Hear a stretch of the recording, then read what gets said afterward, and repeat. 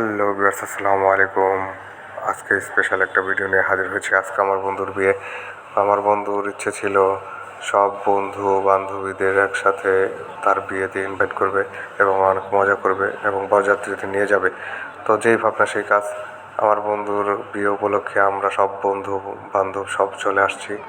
তো এসে অনেক এনজয় করতেছি। আর ভিডিওটা অনেক মজার হতে চলেছে। আপনারা পুরো ভিডিওটি দেখবেন এবং আমার চ্যানেলটিকে অবশ্যই সাবস্ক্রাইব করবেন এবং লাইক কমেন্ট শেয়ার করবেন। আর আমাদের জন্য দোয়া করবেন, আমরা যেন আরও ভালো ভালো ভিডিও আপনাদের উপহার দিতে পারি।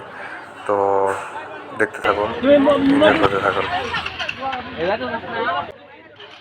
তো আমার বন্ধুকে দেখলে যে কেউ মনে করবে যে আসলে সে খুশি না, সে একটা স্যাড মোমেন্টে আছে।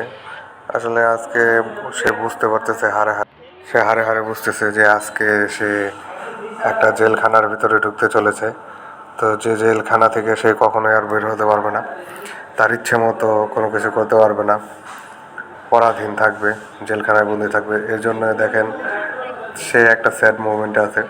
তো যাই হোক, আমার পিছনে যে বান্ধবীরা বসে আছে, তো বান্ধবী হাই দিতেছে।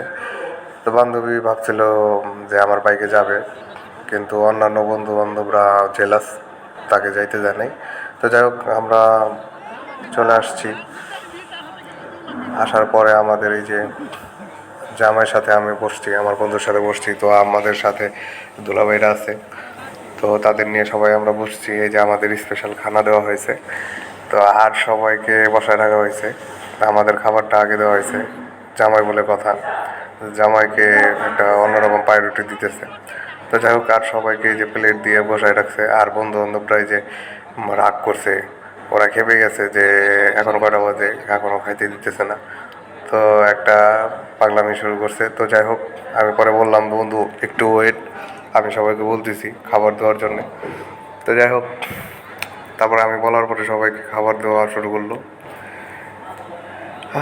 আর আমরা তো আগেই আমাদের খাবারটা দেওয়া হয়েছে স্পেশাল।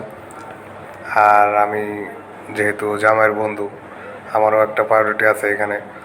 তো যাই হোক, এখানে এই যে সবাই করতেছে, খাবার দেওয়া দেরি হইতেছে। তো আমি বারবার বলতেছি যে আপনারা করেন, আমাদের মেহমানদের কষ্ট দিয়েন না, ভালো মতো খাবার। তো যাই হোক, খাওয়া দাওয়ার শেষে এখন বিদায়ের পালা। এখন ভাবিকে নিয়ে যাব। তো আমরা বুঝিনি তো, বিয়ে শাদী গ্রামের বিয়েতে একটু লেট হয় আর কি, বিভিন্ন কারণে। তারপর যাই হোক, সন্ধ্যা লেগে গেছে। তো এখন আমরা যাব বাড়ির উদ্দেশ্যে। ভাবিকে গুটি গুটি গুটি গুটি পায়ে নিয়ে যাচ্ছি। তো ভাবিদের যে বাড়িটা অনেক একটু উঁচু আর কি।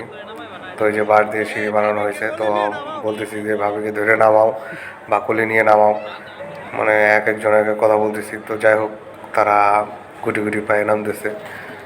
তো ও আমাদের ভাবি কেমন অবশ্যই লাইক কমেন্ট করে জানাবেন। সবাই ভালো থাকবেন।